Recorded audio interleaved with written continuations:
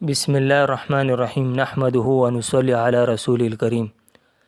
آج ہمارا موضوع ہے اس پانی کا حکم جس میں ایسا جانور مر جائے جس میں دم سائل نہ ہو، یعنی جس میں خون نہ ہو۔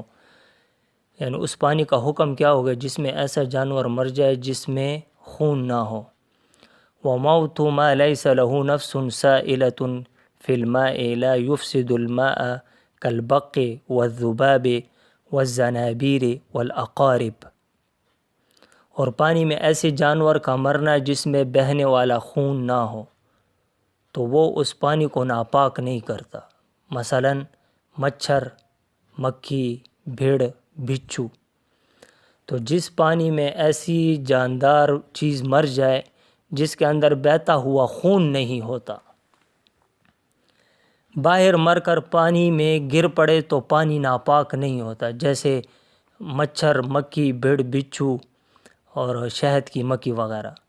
تو اس میں امام شافعی رحمۃ اللہ علیہ کا قول بھی حنفیہ کے موافق ہے اور یہی ان کے مذہب میں معتبر ہے، جیسے کہ علامہ نووی نے شرح مہذب میں اس کی صراحت کی ہے۔ مذکورہ مسئلہ کی دلیل حضور صلی اللہ علیہ وسلم کا فرمان موجود ہے، اذا وقع الذباب في اناء احدكم فانقلوه ثم انقلوه فان من احد جناحيه داء وفي الاخر دواء وهو يقدم الداء على الدواء۔ بدائع الثناء میں یہ ہے، جلد نمبر 1 صفحہ نمبر 199۔ جب تم میں سے کسی کے برتن میں مکھی گر جائے، یعنی جس میں کھانا ہے، تو اس کو کھانے میں ڈبو دے، پھر اس کو نکال ڈالو، کیونکہ اس کے دو پروں میں سے ایک میں بیماری ہے اور دوسرے میں دوا ہے، اور مکھی بیماری کو دوا پر مقدم کرتی ہے، یعنی بیماری والے پر کو کھانے کے اندر پہلے وہ ڈالتی ہے۔ تو اس حدیث شریف میں نبی اکرم صلی اللہ علیہ وسلم نے مکھی کو ڈبونے کا حکم دیا ہے۔ اگر ڈبونے کی وجہ سے ناپاکی ثابت ہوتی تو آپ صلی اللہ علیہ وسلم ایسا حکم ہرگز نہ فرماتے۔ جب مکھی میں یہ حکم ثابت ہو گیا تو وہ تمام جاندار جن میں بہنے والا خون نہیں ہے تو ان کا بھی یہی حکم ہوگا۔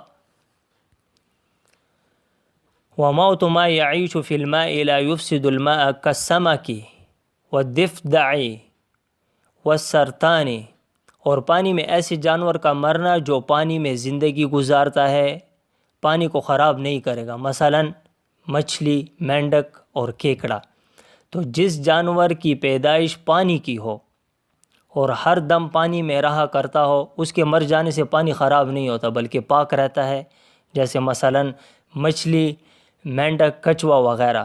تو اس میں امام شافعی رحمۃ اللہ علیہ کے نزدیک مچھلی کے علاوہ اور جانوروں کے مرنے سے پانی ناپاک نہیں ہوتا۔ یہ قول امام شافعی رحمۃ اللہ علیہ کے نزدیک ہے۔ ان کے پاس دلیل کیا ہے؟ حرمت علیکم المیتۃ، یعنی تم پر مردار حرام کیا گیا، اور کسی چیز کی حرمت جب کرامت اور بزرگی کے طریقے پر نہ ہو تو وہ ناپاک ہونے کی علامت ہے۔ تو ہم جواب میں یہ کہتے ہیں احناف کہ حرام ہونے کے لیے کسی چیز کا ناپاک ہونا ضروری نہیں ہے۔ جیسے مٹی کھانا حرام ہے، حالانکہ اس کی حرمت اس کے احترام کی بنیاد پر نہیں ہے جس سے اس کا ناپاک ہونا لازم آ جائے۔ اب حنفیہ کے پاس کیا دلیل ہے؟ تو خون دھوپ میں سیاہ پڑ جاتا ہے، اور مذکورہ جانوروں میں جو رطوبت بہہ کر نکلتی ہے وہ دھوپ میں سفید پڑ جاتی ہے، تو معلوم ہوا کہ ان جانوروں میں خون نہیں ہے اور نجس خون ہوتا ہے۔ پس جب ان میں خون نہیں ہے تو ان جانوروں کے مرنے سے پانی ناپاک نہیں ہوگا۔ یہ حنفیہ کی دلیل ہے۔ والماء المستعمل لا يجوز استعماله في طهارة الأحداث والماء المستعمل كل ماء أزيل به حدث أو استعمل في البدن على وجه القربة۔ اور مستعمل پانی کا استعمال احداث کی طہارت میں جائز نہیں، یعنی مستعمل پانی وہ ہے جس سے دور کی گئی ہو ناپاکی یا استعمال کیا گیا ہو بدن میں قربت الہی کے طور پر۔ تب مائع مستعمل یعنی وہ پانی جو استعمال کیا گیا ہو، اس کی حقیقت اور حکم کیا ہے؟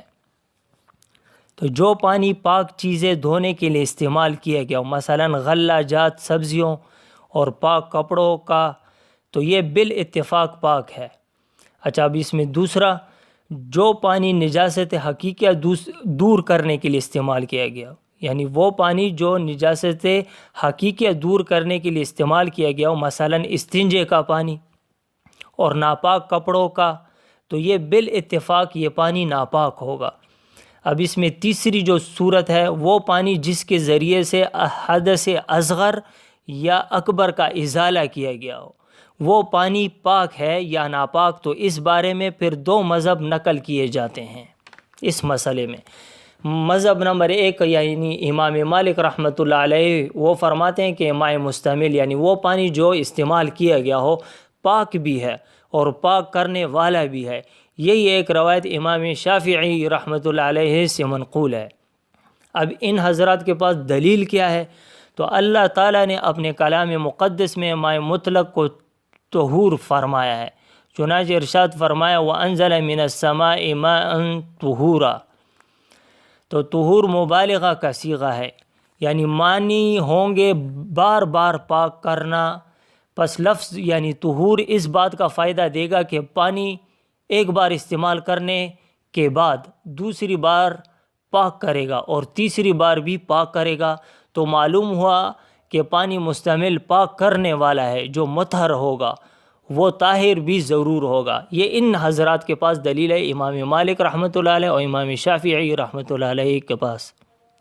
تو ہم جواب میں یہ کہتے ہیں احناف، طہور اس چیز کا نام ہے جس سے پاکی حاصل کی جائے، جیسے سحور وہ کھانا جو صبح سے تھوڑی دیر پہلے کھایا جائے، اس صورت میں پانی کے بار بار مطہر ہونے پر دلالت نہیں ہوتی۔ اب احناف کا مفتہ بہ قول کیا ہے؟ تو احناف کا مشہور و مفتہ بہ قول یہ ہے کہ ماء مستعمل یعنی وہ پانی جو ایک مرتبہ استعمال کیا گیا ہو پاک ہے، لیکن پاک کرنے والا نہیں ہے۔ یہی مذہب امام شافعی اور امام احمد رحمۃ اللہ علیہ کا بھی ہے۔ اب ماء مستعمل کے طاہر ہونے پر دلیل کیا ہے؟ تو صحابہ کرام رضوان اللہ اجمعین اپنے کپڑوں، برتنوں اور اپنے بدن کو ماء مستعمل سے بچانے کا اہتمام نہ کرتے تھے، اور اگر ماء مستعمل لگ جاتا تو دھلنے کا بھی رواج نہ تھا۔ ماء مستعمل کے مطہر نہ ہونے پر دلیل یہ ہے کہ آپ صلی اللہ علیہ وسلم اور آپ کے اصحاب کو اسفار میں پانی کی کافی حاجت ہوتی، ماء مستعمل کے علاوہ اکثر پانی نصیب نہ ہوتا، خاص طور سے حجاز کے اطراف و جوانب میں۔